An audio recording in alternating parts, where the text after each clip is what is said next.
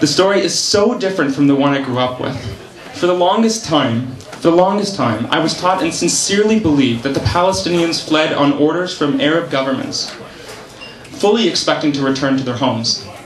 Ibrahim says 750,000 Palestinians were kicked out of Palestine and that they can't return home because it's now a Jewish state. I would have to describe the 48 as ethnic cleansing. I want to be sensitive to Ibrahim's position as well as to the truth, but the term ethnic cleansing makes my stomach turn.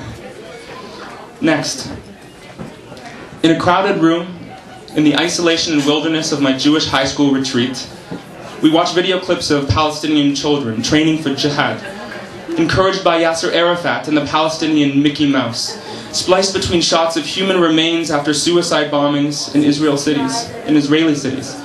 Occupation 101, i.e. the Israeli occupation, which I saw years later, is uncannily similar in tone and style to the documentary from that night in the retreat, complete with a montage of innocent laughing children denied their innocence by the evil other. The shock from the documentary is followed by a spontaneous emotional appeal for unity, and we defiantly sing, Yisrael, Chai.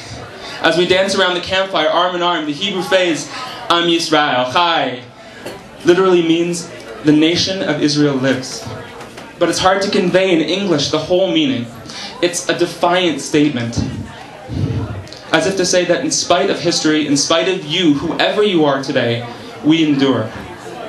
That day it was Yasser Arafat, Islamic Jihad and Hamas. In my history classes it was the Romans or Greeks or the Crusaders. Later that year when we sang the song in Polish towns made Judenrein during the Holocaust, it was the Nazis. Next, we went into a hookah bar in Brooklyn late one Saturday night. The place was empty except for the guy behind the counter, the owner, a man in his late 20s. We order the pipe, and before long he sits down and engages us in a conversation. Turns out he's a Palestinian history teacher. My Jewish friend seems intent on making a conversation, a connection. The bar owner tells us he doesn't think much of Yasser Arafat or Ariel Sharon. But what about the Gaza disengagement, my friend asks. Some people argue that it takes a strong man like Sharon to make peace. Well, it's probably like the way you think of Arafat. We just can't ever think of Sharon because of his past. Sharon, anyway, is part of the old guard Israelis, like Netanyahu. And what do you think of Olmert? Well, I like Yitzhak Rabin. Olmert, he isn't part of that old guard. It's late, I'm tired, and I begin to take a backseat in the discussions, turning in and out. The man's grasp on history and politics, it's similar, but somehow also fundamentally different to my own. I wonder about his background and his upbringing. Do we each live in our communal spheres of what we know, venturing out only occasionally? The talk shifts to world wars and its casualties. There is some confusion about how many people died and which country was involved in which war. My friend is arguing that the Allies weren't perfectly moral, killing thousands of German civilians in bombings.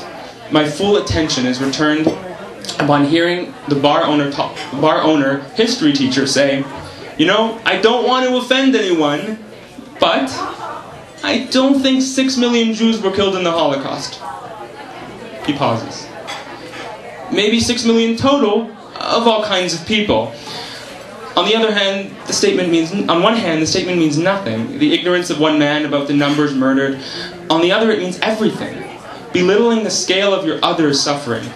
It's a denial of respect, of humanity. Next.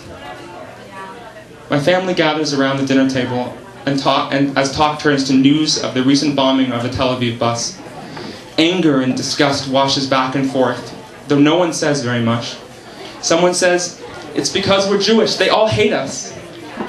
While the sentiment certainly resonates, I can't help but feel that it's another moment turned into a myth. Thank you.